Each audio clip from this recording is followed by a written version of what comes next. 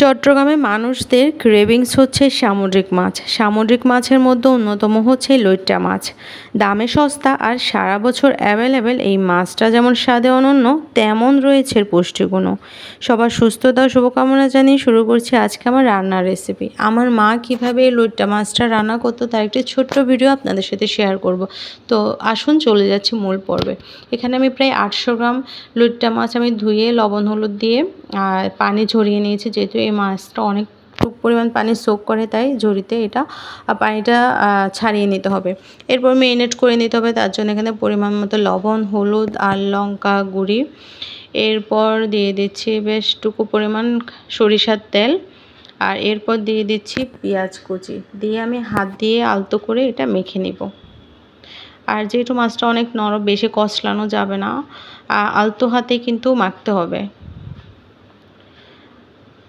আর যেহেতু এই মাছটা ভাজা যায় না, তাই অবশ্যই আগে থেকে ম্যারিনেশন করতে হবে। আর এই পর্যায়ে কিন্তু মাছের মধ্যে সব মশলা ভালোভাবে ঢুকে যাবে।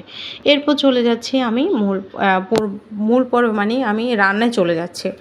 এই তো কড়াই বসিয়ে দিলাম, সরিষার তেলটা গরম হয়ে যাওয়ার পরে এখানে টমেটো আর পেঁয়াজ দিয়ে দিলাম। এরপর টমেটো আর পেঁয়াজ একটু নেড়ে চেড়ে নিচ্ছি, আর এগুলো একটু সফট হওয়ার জন্য অপেক্ষাও করছি।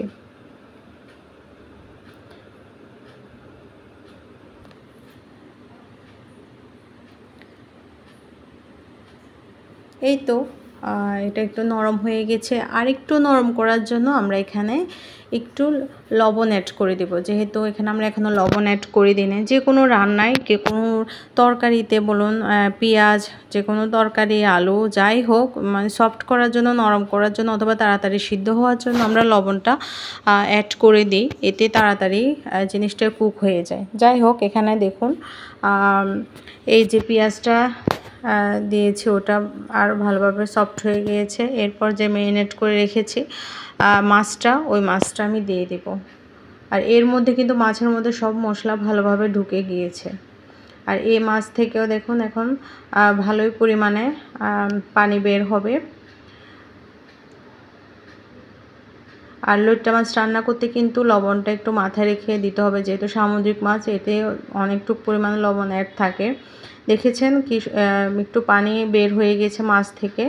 যাই হোক, এরপর আমি উপর থেকে পানি অ্যাড করে দেবো। আমি এটা সাথে সাথে আমি পানি অ্যাড করে দিইনি, চুলায় প্রায় 2-3 মিনিট রেখেছি, রাখার পরে আমি পানি অ্যাড করে দিয়েছি। এটাই হচ্ছে শেষ নাড়া, কারণ যেহেতু লইট্টা মাছ এমনিতে কাঁচা বসিয়েছি, তাই এটা একদম আর নাড়াচাড়া করা যাবে না।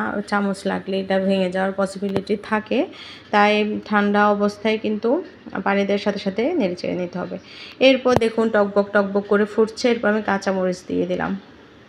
আর আমার ব্যাড লাগছে, আমার আজকে ধনিয়া পাতা ছিল না। যাই হোক, ধনিয়া পাতা দিলে কিন্তু এই মাছটা একদম পুরোপুরি কমপ্লিট হয়ে যায়। এই তো মাছটা রান্না হয়ে গিয়েছে। বেশিক্ষণই মাছ রান্না করতে হয় না, 5 মিনিট আমার রান্না হয়ে গিয়েছে। এরপর আমি সার্ভ করে নিয়েছি। দেখুন কত সুন্দর হয়েছে মাছটা, একটা মাছও কিন্তু ভাঙেনি। এই প্রসেসে যদি রান্না করেন তাহলে কখনোই এই লইট্টা মাছটা ভাঙবে না। দেখেছেন কি সুন্দর হয়েছে। তো আমার ভিডিওটা কেমন লাগলো, সবাইকে অসংখ্য ধন্যবাদ কষ্ট করে আমার ভিডিওটা দেখার জন্য। সবাই ভালো থাকবেন।